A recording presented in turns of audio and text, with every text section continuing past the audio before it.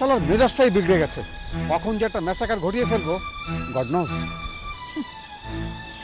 সেটা তোমার মতো ভীতু মানুষকে দিয়ে কখনোই সম্ভব। মেজাজ কিন্তু আমার যথেষ্ট খারাপ আছে।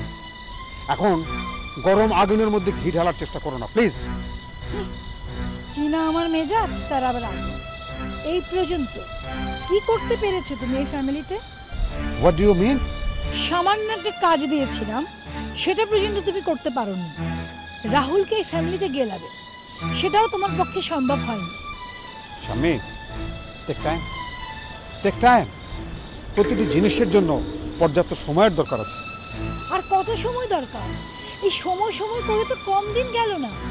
এখন মঞ্চে হাজির হয়ে যাচ্ছে রওশনারা খানের প্রাক্তন স্বামী হায়দার আলী। দেখো এবার তোমার অবস্থা কোন চুলায় যায়। ফর ইউর কাইন্ড ইনফরমেশন, আমার অবস্থান যেখানে আছে সেখানেই থাকবে। আমার জায়গা থেকে আমাকে এক চুল কেউ নড়াতে পারবে না। Just mind it. শোনো মনসুর, মন গড়া কথা বলে লাভ নেই। যা ঘটছে তা তো আমাদের চোখের সামনেই ঘটছে। শাম্মী প্লিজ, তুমি ক্লিয়ার কাট আমাকে একটা প্রশ্নের উত্তর দাও। তুমি আমাকে কি করতে বলো? আমি তোমাকে আর কিছুই বলবো না। অ্যাকচুয়ালি তোমাকে আমার আর বলার কিছু নেই। আমি totally fed up. Really? Really তুমি ফেড আপ? একদম। না না শাম্মী, শাম্মী তুমি সময় নাও। তুমি এত তাড়াতাড়ি ফেড আপ কেন হচ্ছ?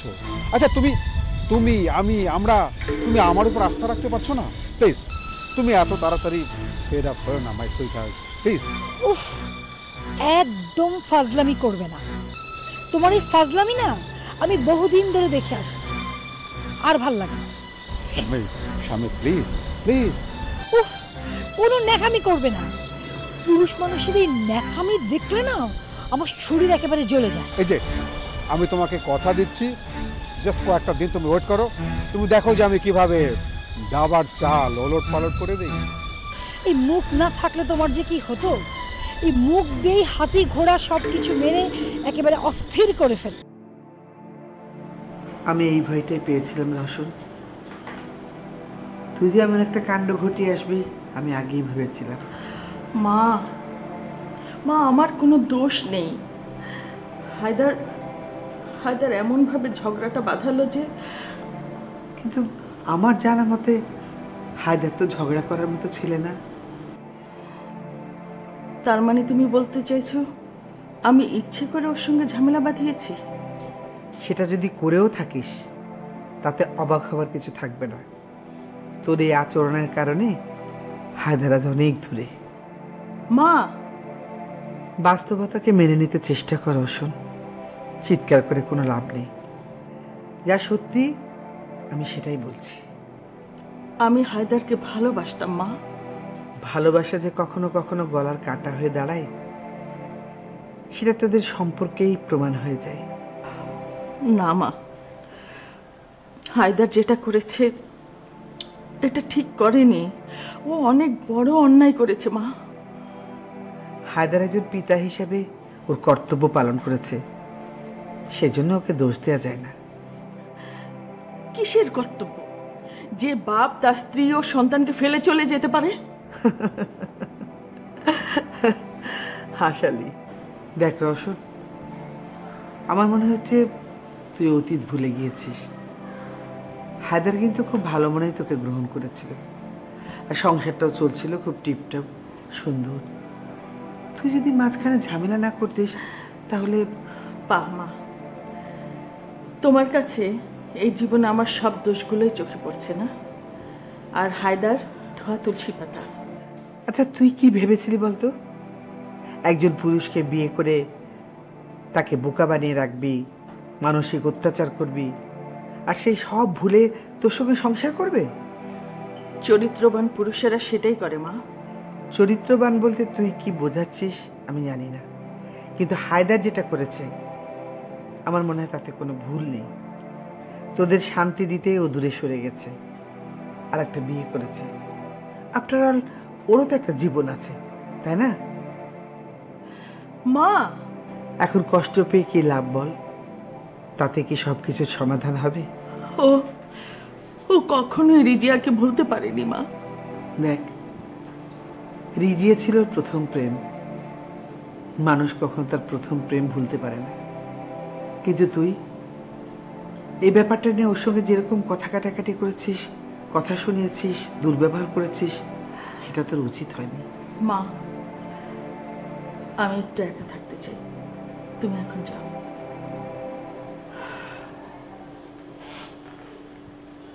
যে সেই মেয়েটাকে এত করে বলি ঘরটা গুছিয়ে রাখবে না, এত বড় হয়েছে তারপরও ঘর গুছিয়ে রাখবে না, সারাক্ষণ শুধু চুলে আয়। চুল একবার ড্যামেজ হয়ে গেলে এই চুল আর পাবে না, বুঝলে? বাবা, এত শক্তি! নিজের জিনিস এভাবে নিজেকে মেনটেন করে নিতে হয় ম্যাডাম।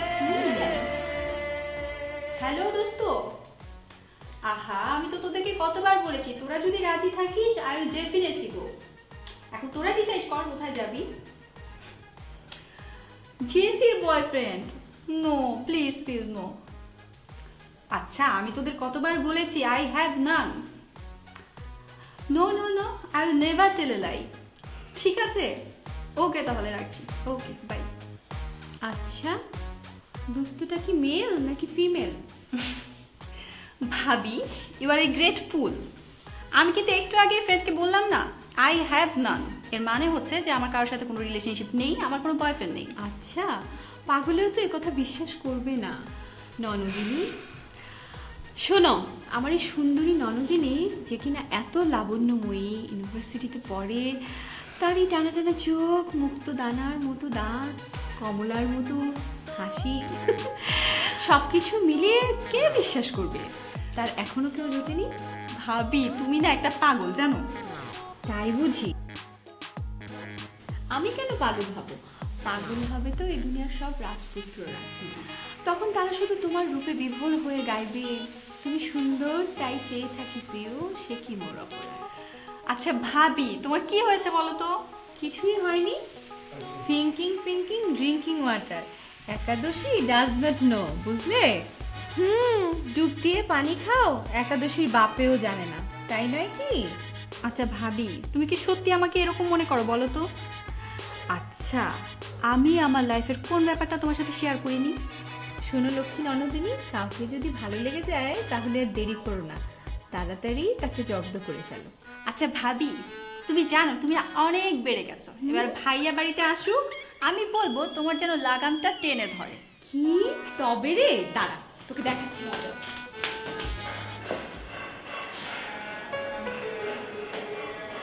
তুমি কোনো চিন্তা করো না তো, কিচ্ছু হবে না। না রে না, কি না? তুমি যে ভাবছো ঘটনা তার চেয়ে অনেক খারাপ। আমি জানি কিছুই হবে না। আচ্ছা তুমি তো এমন ছিলে না। আমি বরাবরই এরকম। না, তুমি বরাবরই এমন না। তুমি অনেক বেশি পজিটিভ চিন্তার একজন মানুষ। আসলে রওশনের সাথে কথা বলার পর থেকে আমি একটু অসুস্থ বোধ করছি। কিন্তু সম্পর্কটাকে তো তুমি অস্বীকার করতে পারো না, তাই না? এটা তো তোমার দায়িত্বের মধ্যেই পড়ে। জানি বলে আমি আগ বাড়িয়ে গিয়েছিলাম। তুমি কি রওশনের কথায় কষ্ট পেয়েছো?